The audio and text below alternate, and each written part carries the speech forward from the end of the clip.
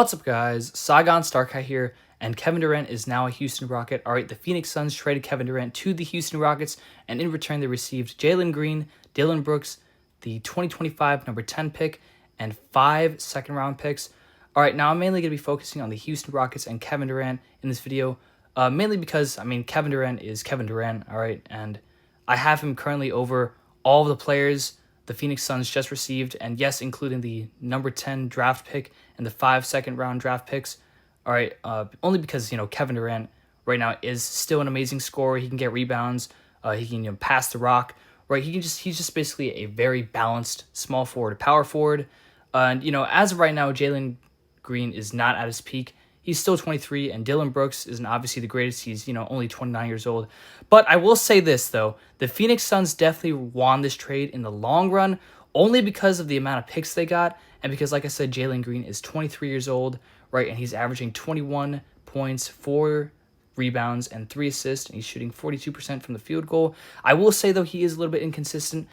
Dillon Brooks, he's okay, but he plays good defense, and he's averaging 14 points, 3.7 rebounds, and 1 assist, and shooting 42.9% from the field goal. So obviously he's not really much of a scorer, but he can play defense. I mean, he's a pretty good, okay player, I would say, coming off the bench. So he's definitely not going to be starting. If the Suns start Dillon Brooks, let's just say they're not even going to make it to the play-in. But he's an okay bench player. I'll say that, all right? But it's a long run thing because, you see the amount of picks the Suns received for Kevin Durant, and the Houston Rockets, got a 36-year-old Kevin Durant. This isn't a prime Kevin Durant, but I will say that the Rockets are still a championship contender only because of the amount of accolades Kevin Durant has. I mean, he's a Rookie of the Year. He's a 2-time NBA champion. He's a 2-time NBA Finals MVP. He has an MVP himself. He has 15 All-Star appearances and selections. He's a 4-time NBA scoring champion. All right. And he has 11 All-NBA selections, all right? And, of course, he has the 4 gold medals, and he was the 2020 Olympic MVP. Now moving on to the actual Rockets lineup and the actual Houston Rockets team. Their starting lineup will most likely be Fred VanVleet, Amen Thompson, Kevin Durant, Jabari Smith Jr., and Alperen Sengun. Now, there is one issue I'll say with this team. Fred VanVleet and Amen Thompson aren't the most consistent scorers, right? Fred VanVleet can shoot 5 threes, right, in a game, or 6 threes, and then the next game he'll shoot 1 or 2. Like, he's very inconsistent when it comes to three-pointers, right?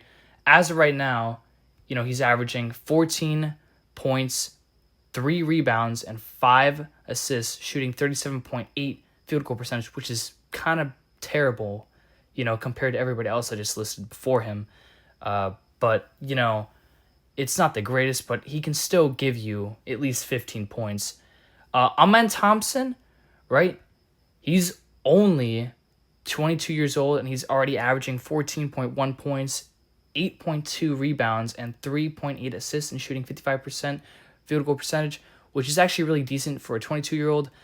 He's, I feel like he can play a great shooting guard. The only thing is I'll see his boards going down, and, he's averaging 8 boards, which is a main issue I see with this roster because Kevin Durant doesn't go board hunting like, the typical power forward or even small forward. That's why Amen Thompson has 8 rebounds is because, he's a super athletic. So a lot of people say that Amen Thompson is a freak of nature, and he's arguably one of the most athletic players in the current NBA. And I would partially agree with that. However, I will say that he's also, like I said, inconsistent. I mean, he doesn't, score sometimes. Sometimes he'll score 24 points. Sometimes he'll score 12 points. Sometimes he'll score, 10 points. Or, sometimes he'll score 14 points. He's a little inconsistent when it comes to scoring. But I will say that he'll at least give you 12 points at minimum. And he can get the rebounds, like I said. He can get 9 rebounds, 7 rebounds, 8 rebounds, 6 rebounds. Well, that is because they have him at small forward typically. But with Kevin Durant, they can either put him at small forward or power forward. Now, I will say that the Rockets do have, center and power forwards options. But the issue is that, their main center is Alperen Sengun, which he's averaging 19 points, which is great, 10 rebounds, which is great, so a double-double and 5 assists and 49% from the field goal.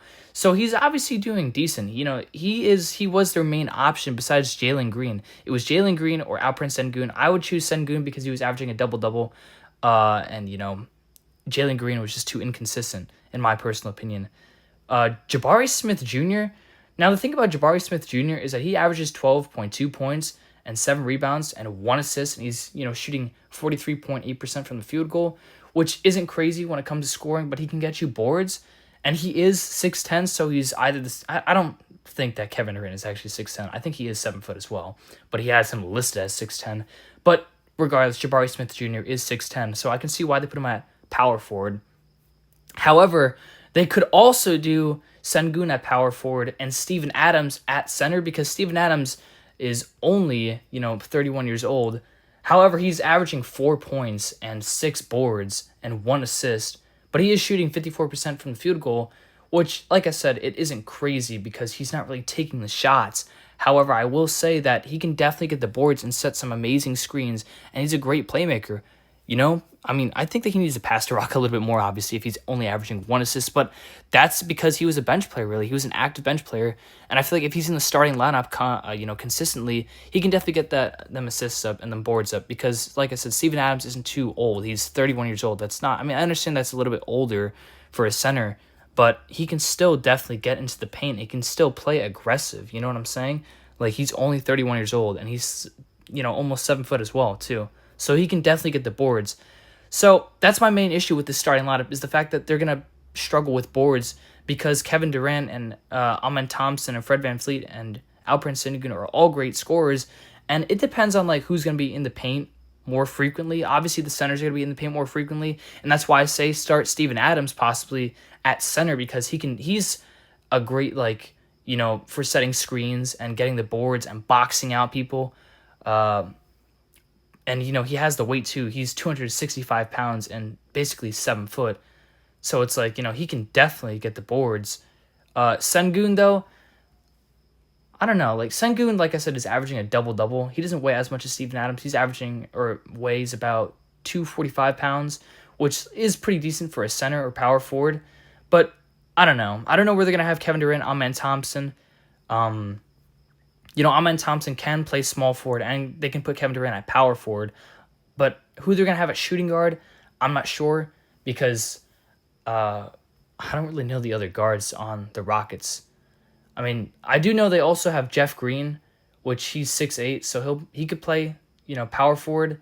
But the issue is that he's only averaging 1.8 rebounds and 5 points, so he's like a bench player. That's about it, really. But the Rockets, they got some options. I'll say that they are a possible contender. You guys got to realize this. They are a possible contender and definitely can possibly get the ring if they all play great, right? If Fred VanVleet can at least average 18 points or 19 points a game or possibly 20 points and get his assist up and pass the rock, I would definitely say they have the Western Conference confirmed. However, I will say that it may take some time for some team chemistry to build up. I don't know. Kevin Durant will at least drop, I'm saying 23 points, at minimum, because Kevin Durant, like I said all his accolades, right? He has, 2 rings, 2 finals MVPs, 1 MVP, 4 scoring titles, right? He's got 4 gold medals. He's averaging 26.6, 6 rebounds, 4 assists, and 52% from the field goal, right? But the issue is that, I don't know where they're going to have him. If they have him at small forward, he's definitely not going to average the same rebounds, maybe more assists, maybe more points.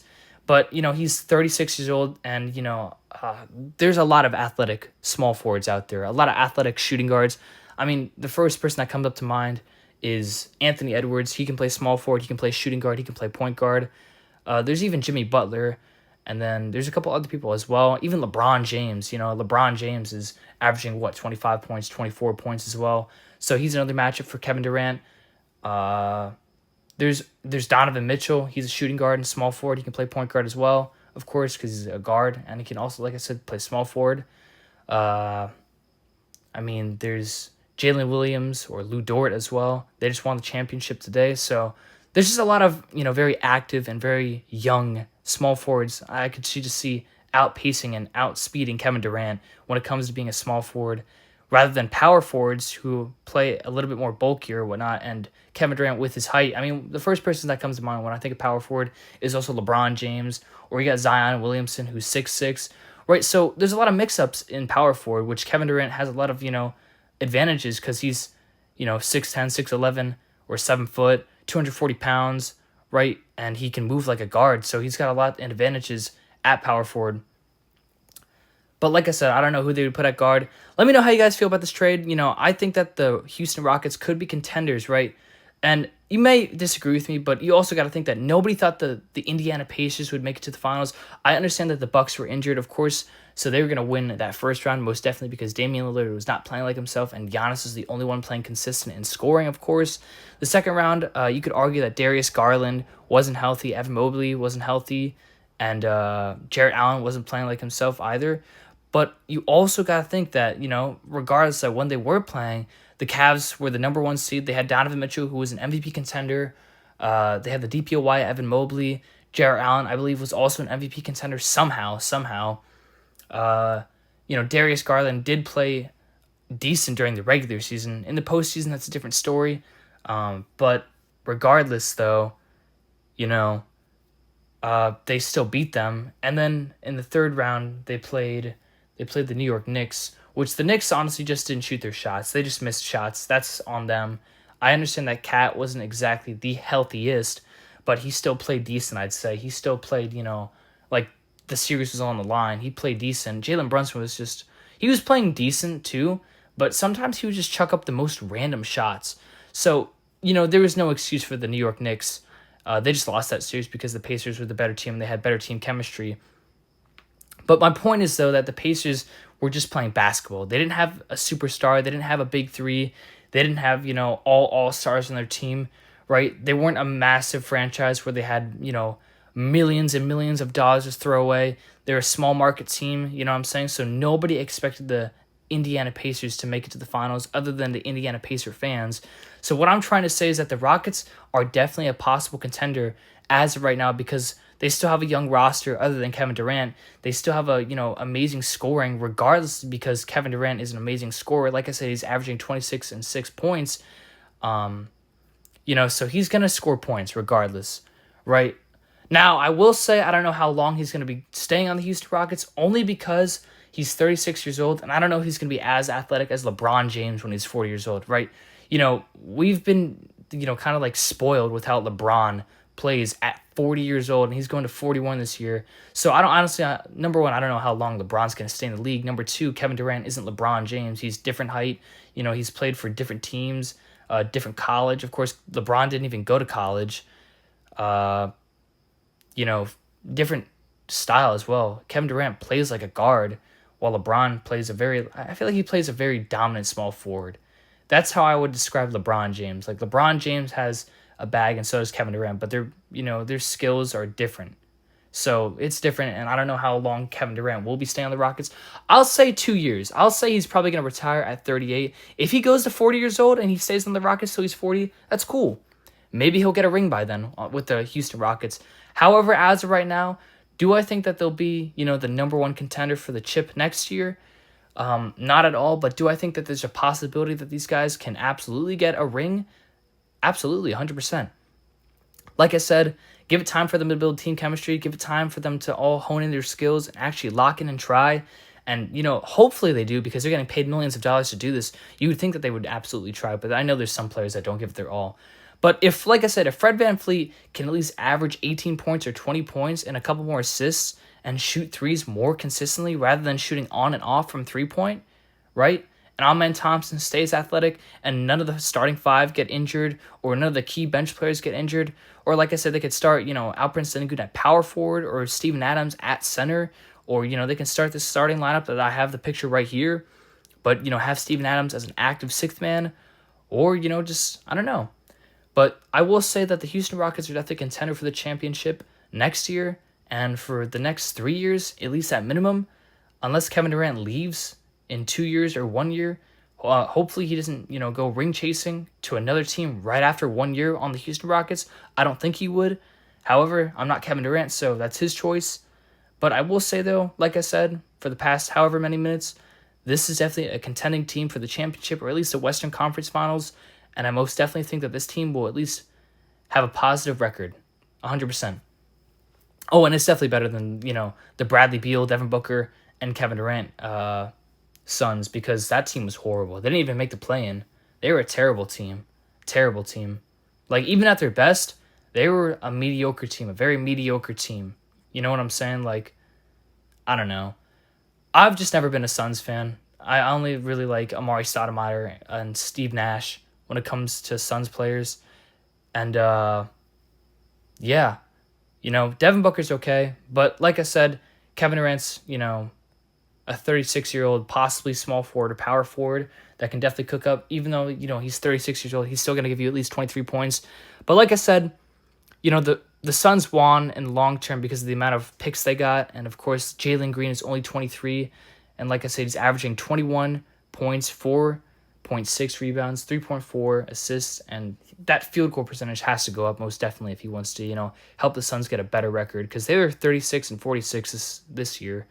I think that they can possibly, hopefully, beat that record next year. And Dillon Brooks, I don't know what his career is going to look like or what his average is going to look like next season, because he was averaging 14 points exactly on the dot this season, and 3.7 rebounds and 1.7 assists and 42.9% field goal percentage, which, like I said, isn't the greatest. But I don't know what his time is going to look like, because the Suns are starting 3 guards. They have Devin Booker, Jalen Green, and Bradley Beal. So I don't even know what's up with that, bro. Like, why would you start 3 shooting guards? Like, I understand that, Jalen Green is 6'4". I think Devin Booker is 6'5". Wow, how tall is Devin Booker? I think he's like 6'4" as well, possibly. I don't know. And Bradley Beal is around the same height as both of them, which I don't know how that's going to work out. I don't think it's going to work out too great. And the fact that Dillon Brooks is only 6'6", and if they play him at power forward or small forward, and he's a shooting guard height, 100%. 6'6" is a shooting guard and small forward height, 100%, right? So I don't know how this is going to look for the Phoenix Suns, because they don't have the tallest roster. And as of right now, I mean, even back then when Prime Shaq was playing, you know what I'm saying? Like Prime Shaq and Yao Ming, they needed a big man that could just be consistent on blocking people and be consistent on protecting the paint and protecting the rim. You know what I'm saying? So if they're a very small team, they might just get the Lakers treatment and, just get beat by any team that has a dominant center. That's how I see it happening. I mean, who is their center? Because they got Bol Bol on the bench, and he's not very consistent, so that's why he's not a starting center. I don't even know who the Suns' starting center is. I only know Bol Bol plays center, which, like I said, he's not very consistent, but he plays decent, so I don't know. Maybe he will be their starting center next season, because, he's decent, at least when he's starting, apparently. Apparently, statistically, when he is starting, he plays statistically better. It's just the fact that he's inconsistent. But, long story short, right, to summarize this entire video in a couple seconds, I think the Rockets won the trade as of right now in the next 3 years, like I said at the beginning of the video, and the Suns are a long-term trade. And it depends on what moves they make, because I don't see Bradley Beal staying there, or I don't see, them starting 3 shooting guards in the starting lineup, which would just be kind of stupid, in my opinion. But we'll see how it works out, guys. I'm not, the GM for the Suns or the Rockets, right? I'm not their head coach. I'm not their assistant coach. So, I don't know the lineup choices and changes, and I don't know how the coach wants them to play, because the coach probably has a set style set for them to play, and, an envisionment for them to play and how they want them to play. But I don't know.